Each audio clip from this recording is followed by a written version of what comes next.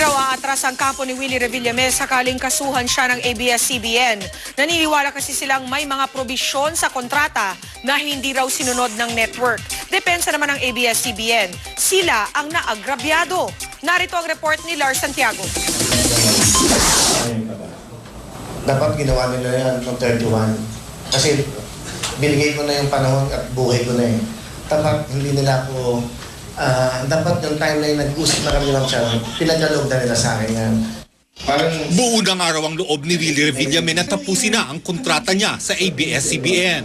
Kahit pa raw buhayin muli ang dati niyang show na Wawawi, hindi na raw siya babalik. Kahapon, tuluyan na niyang pinutol ang kontrata niya sa Kapamilya Network. Nagkausap daw sila ni Miss Linggita noong July 10 at tinanggap niya ang alok na bumalik sa Wawawi.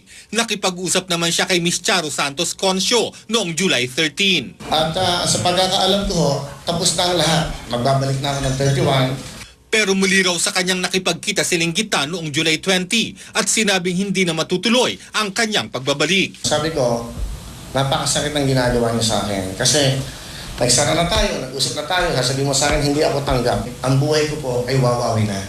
Nang makansela ang Wawawi, tila nawala na rin daw siya ng buhay. Kaya wala na raw makitang dahilan ng TV host na ipagpatuloy pa ang kontrata niya sa network.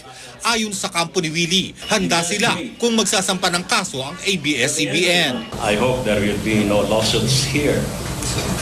But if a lawsuit is filed against Willie, does he have a choice? He will have to defend himself. Mula kahapon hanggang ngayon, tumanggi pa rin ang ABS-CBN na magpa-interview. Pero sa isang statement, nauna nang sinabi ng ABS-CBN na si Willie ang lumabag sa kontrata.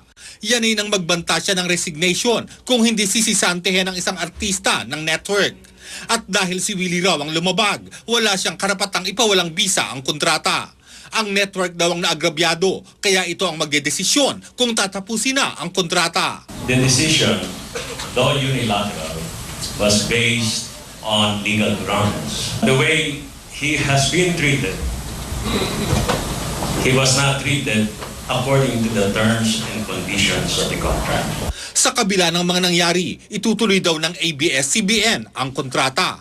At dahil dito, papanagutin daw nila si Willie sa kanyang mga obligasyon sa kontratang mag-expire pa sa September 2011. Our position is Willie is justifiably, legally terminating the contract. And therefore, he will not have to pay any damages. Kung si Willie naman daw ang tatanungin, wala siyang balak sampahan ng kaso ang ABS-CBN. Never kong sasabihan ng masama ang ABS dahil nabago ng ABS-CBN ang buhay ko. At malaking utang na loob ko. Sinabi rin ni Willie na wala siyang sama ng loob kay Chris Aquino na isa ngayon sa mga host ng programang pumalit sa Wawawi. Wala, ni isang konting galit o tampo. Wala. Ang iniisip ko dito ako na eh. Marami din akong plano sa buhay ko. Lars Santiago, Nakatutok, 24 Oras.